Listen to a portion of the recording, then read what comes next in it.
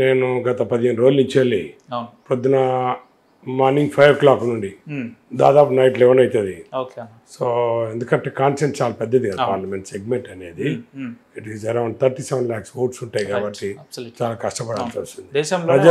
ప్రజలు ఆశీర్వదిస్తున్నారు బాగా, చాలా బాగుంది. అన్న, ఇందాక నేను మీ ఇంటర్వ్యూకి వచ్చే ముందు మీ నియోజకవర్గంలో ఉన్న ఒక వ్యక్తికి ఫోన్ చేసిన, నేను మీ లక్ష్మారెడ్డి అన్న ఇంటర్వ్యూ ఉంది, మరి ఏంది పరిస్థితి అని చేస్తే, అన్న వ్యక్తిగతంగా చాలా మంచోడు, ఈసారి గెలిచే అవకాశాలు 100% ఉంది, కాకపోతే ఆయన సరైన సమయంలో సరైన పార్టీలు అతను గుర్తించలేదు, కేసీఆర్ గారు గుర్తించారు అని చెప్పి వాళ్ళు ఒక మాట అన్నారు. ఇటువంటి మాటలు వింటున్నప్పుడు మీకు ఏమనిపిస్తుంది అన్న? నిజంగానే చాలా నాకు కేసీఆర్ గారు నన్ను గుర్తించాడు.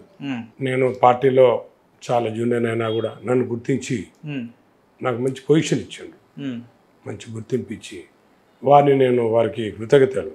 ఎందుకంటే నేను గత 25-30 సంవత్సరాల నుంచి ప్రజాక్షేత్రంలో ఉన్నా.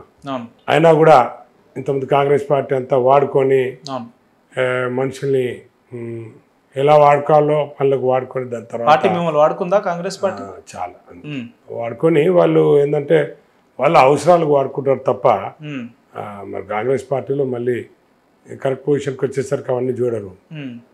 వాళ్ళు మళ్ళీ ఢిల్లీ అంటారు, ఏదో సాకులు చెప్తారు.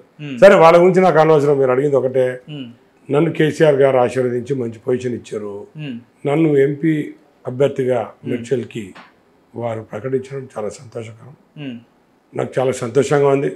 నేను మంచి మెజార్టీతో గెలిచా అనే ధీమా కూడా నాకు. 20 ఏళ్లుగా సేవా కార్యక్రమాలు, అనేక విధి విధానాల మీద మీరు స్థానిక సమస్యల మీద ప్రశ్నించినప్పుడు కాంగ్రెస్ పార్టీ గుర్తించలేదు. కనీసం మీరు జాయిన్ అయిన 2-3 నెలల తర్వాత బీఆర్ఎస్ పార్టీ మిమ్మల్ని చూసి నమ్మి టికెట్ ఇచ్చిందంటే మీలో వాళ్ళకి ఏం ప్రత్యేకత కనిపించింది బీఆర్ఎస్ వల్ల? ఉపేందర్, నేను అందరి లీడర్ లాంటి లీడర్ని కాదు. నాకు పబ్లిసిటీ చేసుకోవడం ఇష్టం ఉండదు. రైట్. నేను 4 సార్లు నాకు ఎమ్మెల్యే టికెట్ రాకుండా ప్రజాక్షేత్రంలో ప్రయత్నిస్తుంటా. ఇంకోటి ఏంటంటే ముఖ్యంగా ప్రజలకు సేవ చేసుకుంటుంటా, అందరితో మమేకమై ఉంటా. ఏదో కానీ ఏ ఎంక్వైరీ చేసిన మధ్యలో మీరు చూస్తున్నారు, సర్వేలు చేసినా లేకపోతే ఎవరి గురించి అయినా ఎంక్వైరీ చేయాలంటే పెద్ద అన్నం ఉడికిందా లేదా అనేది అంత అన్నం ముట్టుకొని అవసరం లేదు, 2 మెతుకులతోనే తెలిసిపోతుంది. అట్లే నన్ను కూడా కేసీఆర్ గారు గుర్తించి నాకు పొజిషన్ ఇచ్చాను. నేను అన్న, రాష్ట్ర స్థాయిలో చూసుకుంటే ఇప్పటికీ బీఆర్ఎస్ పార్టీ ఘోర పరాజయం పొందడం మనం చూసినాం, అధికారంలో లేదు. అటువంటిది మీకు ఎప్పుడు అనిపించలేదా, ఒకవేళ పార్టీ అధికారంలోకి ఉంటే నా విజయం నల్లేరు మీద నడికే అవుతుండే కదా, ఇప్పుడు కొంచెం ఇబ్బంది పడాల్సి వస్తుంది, ప్రజాక్షేత్రంలో ప్రజల్ని ఇంకా గెలవాల్సి వస్తుంది, కొంచెం ఇబ్బందికరమైన వాతావరణం కనిపిస్తలేదా మీకు ప్రజల్లో పోయినప్పుడు? అస్సలు అనిపించదు. ఎందుకంటే లాస్ట్ టైం మీరు ఎలక్షన్లలో కూడా చూసారు, అసెంబ్లీ ఎలక్షన్లలో 1.8% సరే, ఇప్పుడు రాజకీయంలో ప్రజలలో ఉన్నప్పుడు గెలుపులు ఓటమిలు అనేది సహజం. మంచి వాళ్ళు ఓడిపోతారు, ప్రభుత్వాలు పోతాయి వస్తాయి, అది కాదు. ఎప్పుడే కానీ ప్రజలు కూడా ఒక్కొక్కసారి 2 టర్మ్లు ఉన్నప్పుడు సరే కొంచెం తేడా కావాలంటే కొంచెం చేంజ్ కావాలనుకున్నారు ఏమో. సరే, అది అట్లా అనుకోలేదు. కొందరు ఎమ్మెల్యేల మీద ఏదన్నా బయట విలేజ్లలో ఏదైనా నెగిటివిటీ అనేది ప్రజలు అనుకోవచ్చు, ఆ ఎమ్మెల్యేని ఓడిపిద్దాం అనుకోవచ్చు. ఇప్పుడు ప్రజలు అంటున్నారు, మేము బయట తిరుగుతుంటే, అరే ఏంది అసలు కేసీఆర్ సార్ ముఖ్యమంత్రి లేరా? సరే, కొందరు మేము వేయలేదు, వాళ్ళ మీద కోపం ఉంది, కానీ ఇట్లా జరిగిందా, సారే సీఎంగా ఉండాలి, కేసీఆర్ సారే సీఎంగా ఉండాలి అనేది ప్రజలలో ఉంది. సరే, జరుగుతుంటుంది. దాని గురించి మనకు అంత పెద్దగా ఆలోచించాల్సిన. మీకు ఆత్మీయ మిత్రుడైనటువంటి రేవంత్ రెడ్డి గారి 100 రోజుల పరిపాలన మీద మీ అభిప్రాయం ఏందన్నా? రేవంత్ రెడ్డి గారిని నేను సొంత ఒక బ్రదర్ లాగా, తమ్ముడు లాగా నేను రిసీవ్ చేసుకున్నా. ఆయనకు మంచి ఆయనకు సాయం చేసిన పార్టీ కూడా బలోపేతానికి నేను ముందున్న గ్రేటర్ హైదరాబాద్లో మరి ఏ ఉన్నా కూడా, ఏ పార్టీ ప్రోగ్రామ్స్ ఉన్నా కూడా, ఏ ప్రోగ్రామ్స్ నాకు అటాచ్ చేసినా కూడా నేను పనిచేసినాను. సరే, వారికి ఏందో వాళ్ళ ఈక్వేషన్స్ ఏందో, ఆయన ఈక్వేషన్స్ ఏందో, ఆయన గురించి నేను ఎక్కువ మాట్లాడదాను. ఇప్పుడు మీ మిత్రుడు రేవంత్ రెడ్డి గారు కూడా మీ గెలుపుకు ఇండైరెక్ట్ గా సపోర్ట్ చేస్తున్నట్టే కదా? ఎందుకంటే నాన్ లోకల్ అయిన సునీతమ్మ గారిని మల్కాజ్గిరిలో పెట్టడం అని అంటే అది కొంచెం మీకు ప్లస్ పాయింట్ అవుతుంది. మీ స్థానిక ప్రజాక్షేత్రంలో ఉండేవాళ్ళు ఎవరు, ప్రజలతో ఉండేవాళ్ళు ఎవరు, ప్రజలతో ఉండేవాళ్ళు ఎవరు? నేను స్థానికంగా ఉండేవాడిని. మరి అట్లంటే మరి రాజేందర్ గారు ఎక్కడి నుంచి వస్తున్నారు. సో వాళ్ళు ఇష్టం వచ్చిన నేషనల్ పార్టీస్ వాళ్ళు ఇష్టం వచ్చినట్టు వాళ్ళు ఏమనుకుంటారంటే ఇంతకుముందేమో రేవంత్ రెడ్డి గారు వచ్చినప్పుడు మరి కొడంగల్లో ఓడిపోతే మరి మల్కాజ్ ప్రజలు వచ్చి సరే నేను గొంతు విప్పుతా, నేను ప్రశ్నిస్తా, నేను పార్లమెంట్లో పోయి మీ గురించి కొట్టాడతాను వచ్చాడు. మరి అంత గమనిస్తారు కదా పబ్లిక్. ఇవాళ తీసుకొచ్చి సునీతమ్మని తీసుకొచ్చి కాంగ్రెస్ పార్టీ నుంచి పెట్టిండు. నా గురించి పెట్టలేదు, వాళ్ళ దోస్తున్నాడే రాజేందర్ గారు ఉన్నారు. మరి రాజేందర్ గారు హుజురాబాద్లో బై ఎలక్షన్లో ఆయన పోటీ చేసినప్పుడు మరి కాంగ్రెస్ పార్టీ కూడా ఎలక్షన్లో కొట్టాడకుండా మధ్యనే 3 రోజుల ముంగటనే వదులుకొని వచ్చాం. వెంకట్కి ఇచ్చినప్పుడు ఇంకా వద్దు ఆయన గెలిపిస్తామని చెప్పి మ్యాచ్ ఫిక్సింగ్ చేసుకోవడం జరిగింది. మరి అలాంటి మ్యాచ్ ఫిక్సింగ్ వాళ్ళకేమైనా జరిగిందో, నా గురించి ఆయన చేస్తాడు, నా గురించి మంచి ఆలోచించాడు అయితే నాకెందుకు టికెట్ ఎక్కుతుండే కాదు, వాళ్ళ గురించి మ్యాచ్ ఫిక్సింగ్ జరిగిందేమో మీరు తెలుసు అన్న. ఇప్పటికీ నేను బీఆర్ఎస్ లో పోటీ చేయబోయే అభ్యర్థులను ఒక 10 మంది బీఆర్ఎస్ వాళ్ళని నేను ఇంటర్వ్యూ చేస్తే, కానీ మన మల్కాజ్గిరి నియోజకవర్గం వచ్చేసరికి ఒక వేరే నినాదం వినిపిస్తుంది ఇక్కడ, లోకల్కి నాన్ లోకల్కి మధ్య జరిగే యుద్ధం అని చెప్పి. ఎవరు లోకల్ ఎవరు నాన్ లోకల్ అన్న? ఒకటి, నేను లోకల్ నాన్ లోకల్ అనే పదం కాకుండా నేను స్థానికంగా ఉండేవాడిని. నేను స్థానికంగా 25-30 ఏళ్ళ నుంచి వెళ్ళి ప్రజల్లో ఉన్నా, ప్రజా సేవలో ఉన్నా. నేను మల్కాజ్గిరి పార్లమెంట్కి దగ్గర ఉన్నా. మల్కాజ్గిరి పార్లమెంట్ ప్రజలకు ఒక తమ్ముళ్ళలాగానో అన్నలాగానో బిడ్డలాగున్నా. వాళ్ళు ఎవరిలాగా ఉన్నారు, వాళ్ళు ఎందుకు వస్తారు ఇక్కడికి? నన్ను ఈ మధ్యన ఈ రోజున ఒక మనిషి నన్ను, ఒక పత్రికా సోదరు నన్ను అడిగిండు, ఏంటి మరి రాజేందర్ అంటున్నాడు కష్టం నన్ను ఎవరు తట్టుకోలేరు అంటే, ఎందుకు తట్టుకోరు అసలు ఏంది ఆయనకు మల్కాజ్గిరికి సంబంధం ఏంది? మల్కాజ్గిరి పార్లమెంట్ లో ఎందుకు వస్తాడు? ఎవరిని పోయి కలిసిండు? ఏం పనులు చేసిండు?